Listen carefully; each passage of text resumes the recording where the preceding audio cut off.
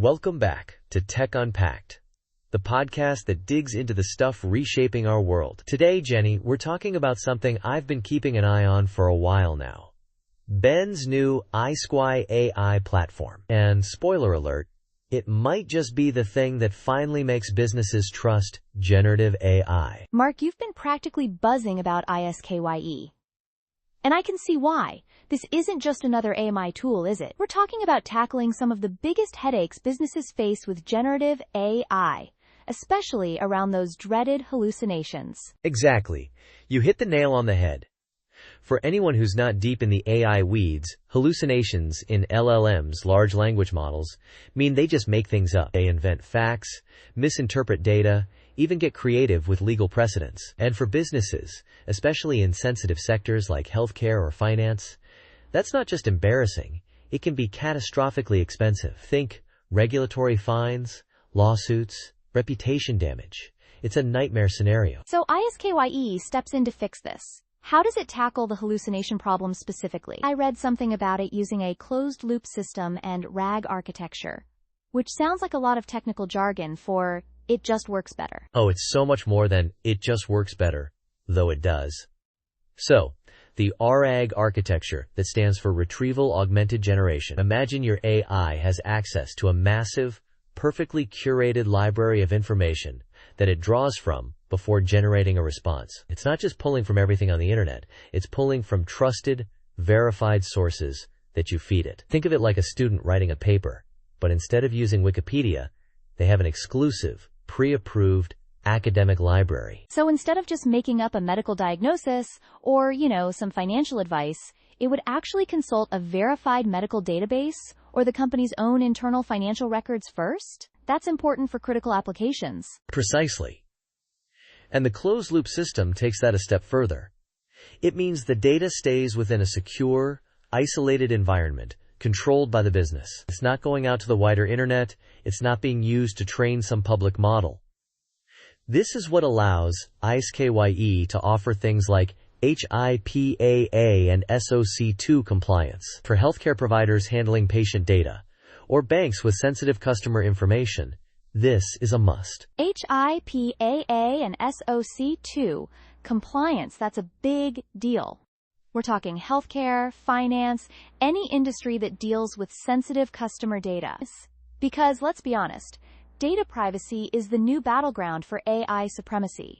Do you think regulators will eventually force all enterprise AI to go closed loop like this? It's certainly looking that way, especially with new legislation like California's proposed AI Data Privacy Bill. BEN's CEO, Paul Chang, basically said that relying solely on LLMs is insufficient to ensure appropriate engagement. iSKYE delivers natural dialogue, but with robust procedural rigor.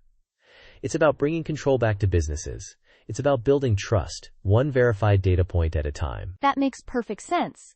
No CEO wants their shiny new AI chatbot to, say, give out incorrect financial advice or accidentally breach patient confidentiality on a public forum. And the market is responding, right? BN Inc. saw a huge financial turnaround this quarter after launching iSKYE. A huge turnaround is an understatement, Jenny. From a $2.7 million loss in Q1 2024 to a whopping $100 million in revenue in Q1 2025. This screams that enterprises are ready and willing to pay a premium for AI that they can trust, that won't embarrass them, or worse, cost them millions in lawsuits. Compliance is the new ROI, That's not just good growth. That's a complete financial metamorphosis. It really underscores the market's hunger for reliable, secure AI solutions rather than just flashy, generic ones. But iSKYE also has this really interesting feature, customizable avatars. How do those fit into enterprise AI? And why should, say, a CFO even care? Oh man, the avatars are interesting though. Think about it, Jenny. Instead of a static chatbot, a company can create a digital representative, an avatar, that has their brand's voice, their specific gestures, their unique look. It's like creating a digital DNA for your brand. Why should a CFO care? Because Toyota reportedly cut support costs by 30% using iSKYE avatars for immersive customer service. It's not about being human-like. It's about being brand-like and incredibly efficient. Imagine a digital bank teller that looks and sounds like your brand. not some generic AI voice. Wow, 30% cost reduction for customer support. That's a number that speaks volumes to any CFO. So these avatars aren't just for show. They're a serious business tool for enhancing user experience and efficiency. But let's talk about the offline mode you mentioned earlier. In our cloud-first world, that feels a little retro. Is that wise or wasteful, do you think? It's incredibly wise, Jenny. While everyone's racing to be cloud-only, Ben built iSKYE to be deployable on-premise, in the cloud, or even offline. This offline capability is a huge differentiator for ultra-sensitive environments, or places with limited connectivity, and again, for regulatory compliance in specific jurisdictions. California's potential ACI privacy laws, for example, could put real restrictions on where and how your data lives in the cloud. BEN is playing chess while others are playing checkers. That's a very forward-thinking approach. It seems like iSKYE is designed to future-proof businesses against an ever-shifting regulatory landscape. If iSKYE is so well-suited for these challenges, why haven't the big players like Google or Microsoft just replicated this already? They have vast resources, right? That's a fair question. A lot of the big players are heavily invested in and optimized for GPU-dependent models, which are powerful but also expensive and resource-intensive. iSKYE, on the other hand, is CPU-optimized and has a small footprint architecture. It can run efficiently on more affordable, common hardware. It's like replacing a high-maintenance sports car with a reliable sedan that still gets you where you need to go, with far less overhead and upkeep. I love that analogy. So not only is it trustworthy and compliant, but it's also potentially much more cost-effective for deployment at scale. So what's next for iSKYE? Are they just sticking to these core industries, or are we looking at broader expansion? Oh, they're definitely not sticking around. There's a big push for vertical expansion. Think pharma, then automotive, and beyond. Also, a huge part of their strategy is pushing white label and OEM partnerships. This means other companies will be able to rebrand iSKYE's modules or embed them directly into their existing products. Imagine your hospital portal or your banking app quietly using iSKYE in the background. It's about making industry-specific AI as common as CRM software, just seamlessly integrated. Embedding iSKYE into existing tools. That's a clever way to really accelerate adoption and capture new revenue streams without having to rebuild everything from scratch. It sounds like BN has not only addressed critical present-day AI challenges, but has also built a sustainable, adaptable path for the future.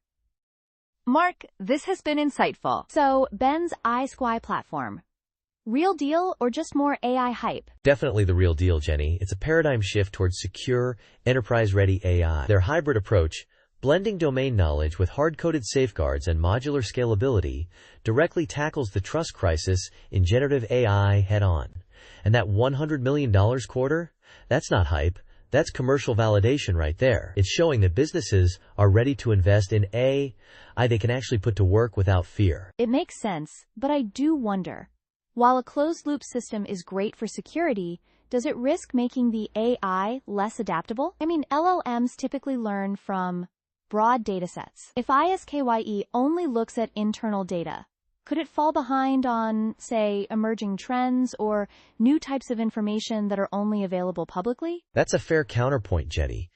And it's something critics might bring up. The trade-off for assured compliance and reduced hallucinations is potentially a narrower scope of knowledge compared to an AI that's constantly exposed to the entire internet. However, for specific enterprise applications, deep, verified domain knowledge often outweighs broad but potentially unverified information. It's about precision over sheer volume, especially in sensitive areas.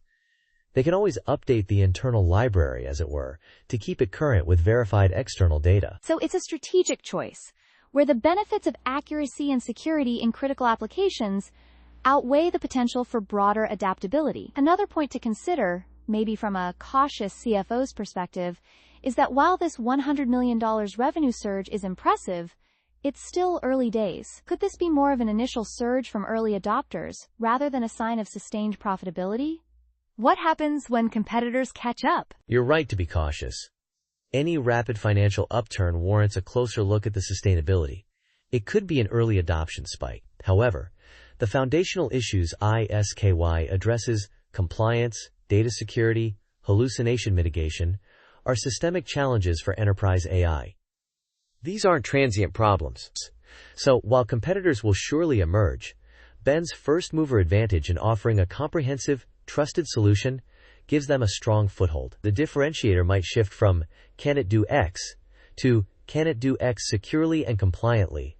And iSKYE is already there. And perhaps the true test will be how well it integrates and performs over the long term, not just in the initial rollout. It forces businesses to balance the push for innovation with the pragmatic need for trust and regulatory adherence. I think, sometimes, we forget that in the rush to adopt new tech, the real-world implications, especially legal and ethical ones, can be quite complex. Mark, this has been incredibly insightful. It's clear that secure, compliant AI isn't just a nice-to-have anymore. It's a must-have for businesses looking to thrive in this new landscape. My pleasure, Jenny. And to all our listeners, thank you for tuning in to Tech Unpacked. We'll catch you next time for more tech insights.